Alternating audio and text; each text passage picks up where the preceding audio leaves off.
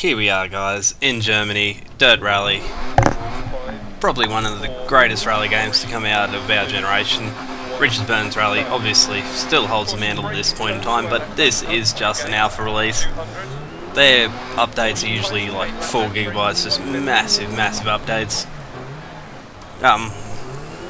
This video just basically shows off all the graphic intensity that it has, amazing content. It includes the Rallycross update, which is just recently released, so that was pretty fun. Jumped in with no practice at all, just recorded it. Finished last, but hell, it looks good.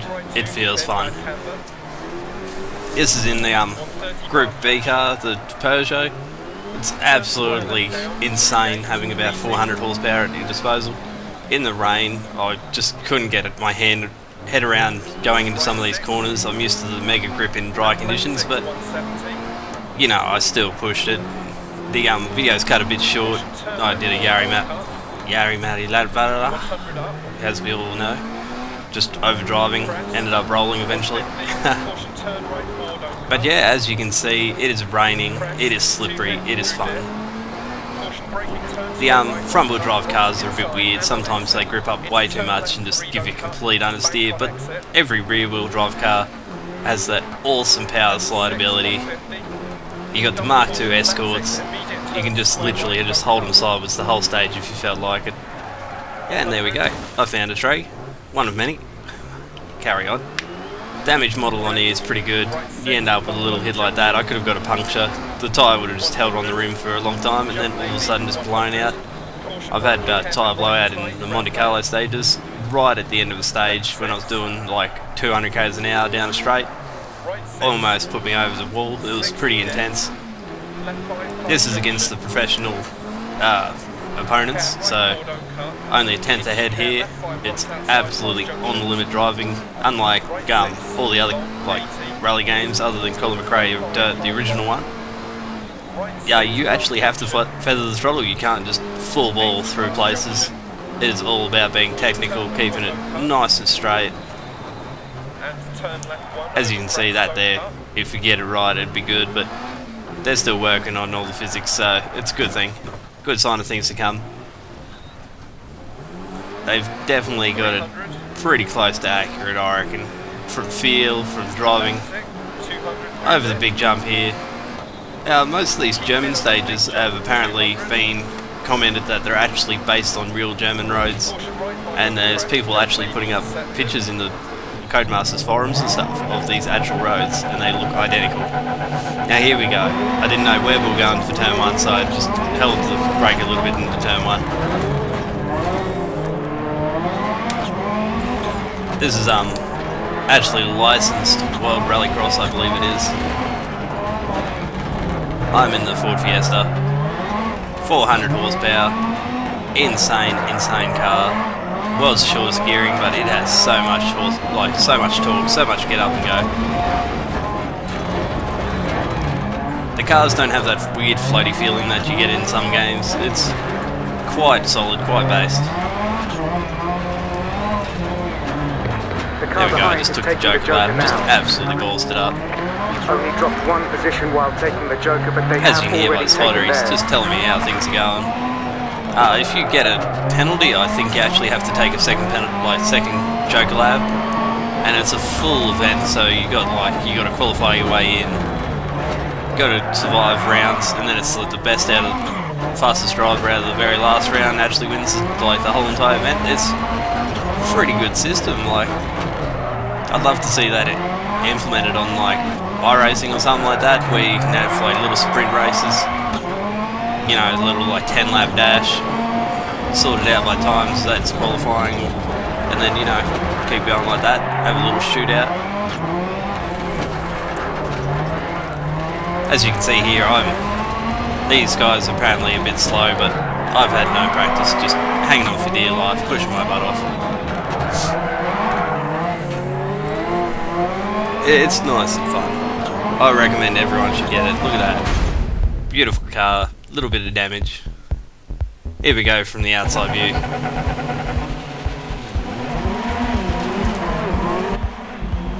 These cars are so gripped up that you can pretty much just put your foot down.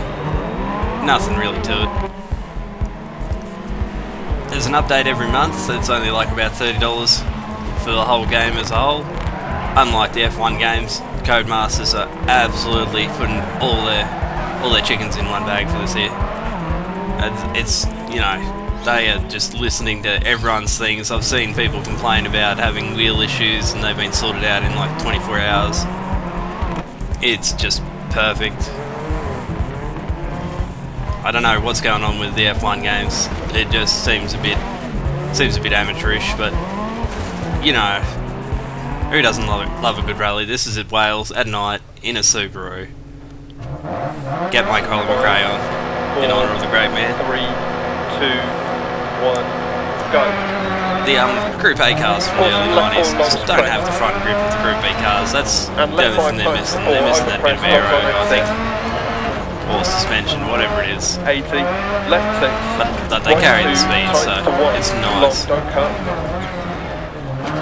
Left 5 into right 6. Into left It's really 4 good because you can feel the difference between all the different sorts of road. Like if you stick into those grooves, you basically get a freight train around. It just drags you into corners. But as you can see, every time I leave that surface, it's just understeer, oversteer, just sliding. You got to keep it precise. You got to keep in the limits of yourself in the car. And right 6, left 6. That's just my right style for today. Go over hills if I have to. Left 6. Now this bit here, it's just all about precision. Like if you go off that line a little bit, you just go wide like I did there. Into left 3. Don't get the turn in. Into right 5. Into left 5. Between this here, Project Cars, I can't wait for that next big update to come out with Project Cars. It is going to be huge. They're sorting out so many issues time and time again, and they're just not giving up on it. Into left 3, They can see where they've done wrong, and yeah, they're not going to give up support anytime soon from the looks of it. But other than that, and iRacing, that's the three main racing games that I play. Every now and then I do play the older F1 games just to see what's going on. See if there's any updates, all that sort of thing. Here we go from the outside of the car.